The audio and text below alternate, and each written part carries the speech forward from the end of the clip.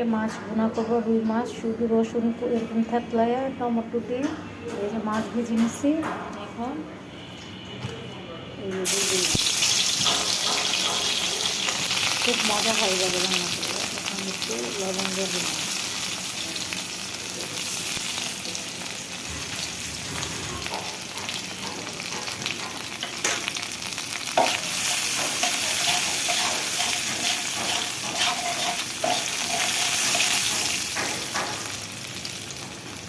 এখানে হলুদ আর মরিচ দিয়ে গুঁড়া দিচ্ছি।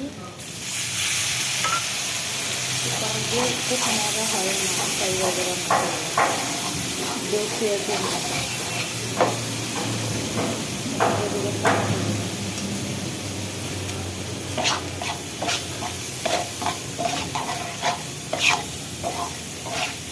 এটা ভিডিওটা দেখলে খুব ভালো লাগবে। এই মাছটা এইভাবে রান্না করে খাইলে খুব মজা হয়। এই মাছটা এইভাবে রান্না করে খাই, তাই আপনাকে সাথে শেয়ার করলাম। আর মাছটা মশলাটা কষানো হয়ে গেছে। এখন মাছ এক এক করে পিছিয়ে দিতে পরে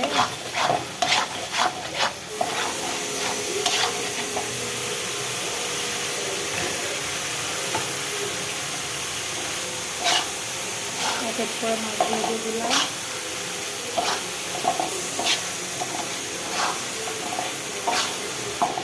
উল্টায় পাল্টায় একটু কষিয়ে নেব, তারপর একটু ঝুড়ি দিয়ে দেবো, যাতে মাছের ভিতরে গন্ধগুলো চলে যায়।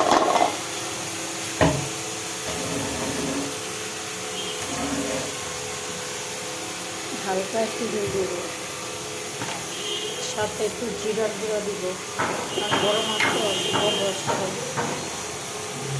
জিরা দিয়ে দিলাম।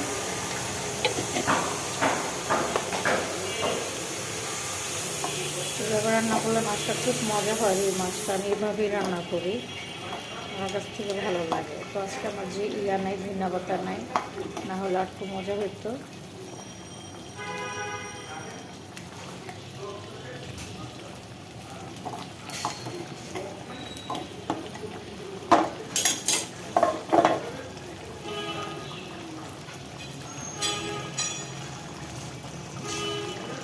মশলা অনেক সুন্দর হয়েছে না? অনেক সুন্দর দেখা যাচ্ছে।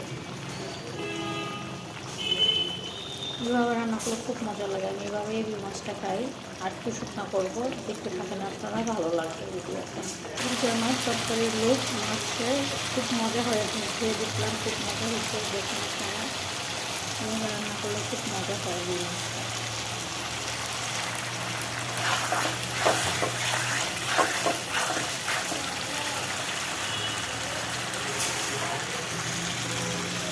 ভাই ভাই, এই ফোনটা শেষ করলাম, ভালো থাকবেন।